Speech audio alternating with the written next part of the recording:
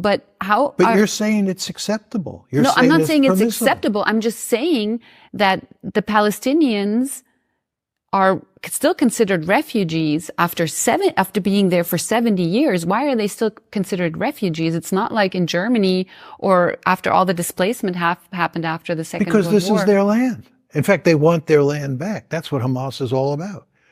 If you go back to 1900, there are hardly any Jews in what is today Greater Israel. Okay, so, and this is why I'm probably so agnostic. And the Zionists came in and they took the land. But that's not exactly what happened, is it? I mean, there was like a declaration, there was something going on with the Brits, right? That gave the Israelis the land, or the Jews. You think the British had the right to give the Palestinians No, that's not what I'm land? saying.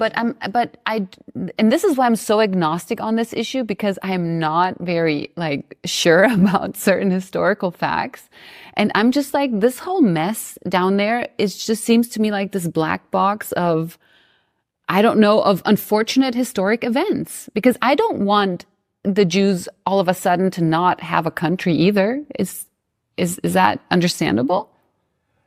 I fully understand why the Israelis want their own country, right? But you want to understand that this land, not too long ago, belonged to the Palestinians. But these things happen all the time in history, John. You can't make that.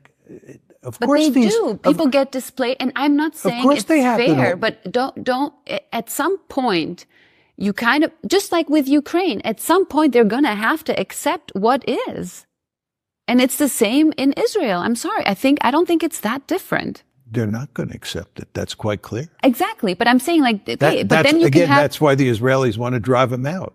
Yes, but you can choose unfair peace, or you can fight for fairness of the land. I mean, you could choose whichever you want.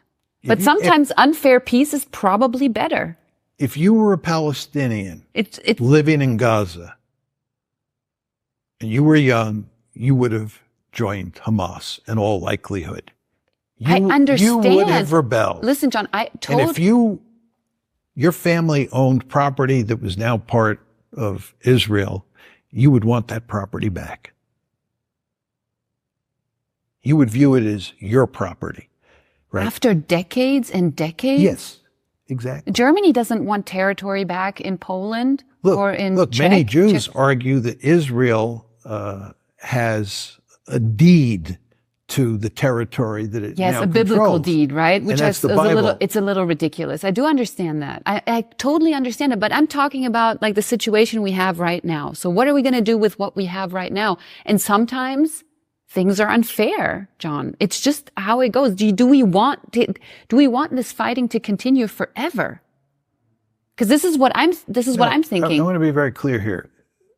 The United States believed for a long time that it had a solution, and many American leaders still believe there is a solution. It's the two-state solution.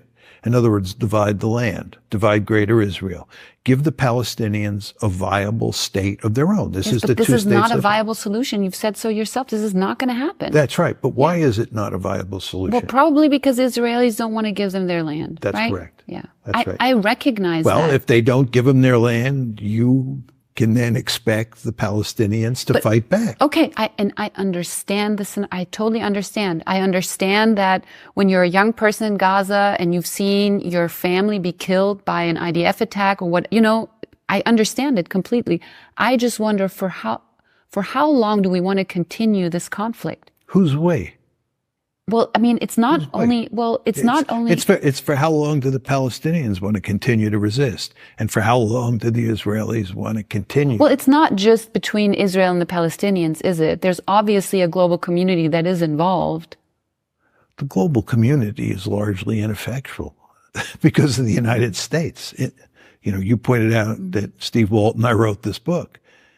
The United States basically supports Israel. But that's why I'm saying there's other countries involved. It's not just Israel and the resistance in Gaza. Yeah, but the country that's involved that matters is the United States, and it's joined at the hip with Israel.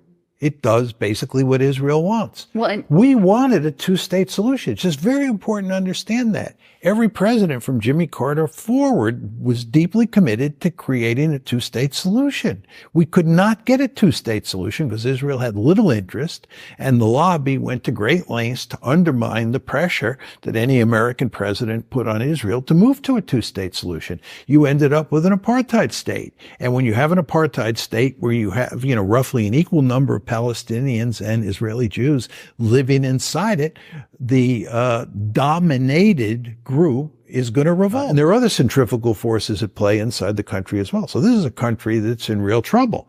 And again, American presidents wanted to help solve this problem a long time ago by moving to a two-state solution. But the Israelis thought that they could beat the Palestinians into submission or keep them under control. And they were wrong.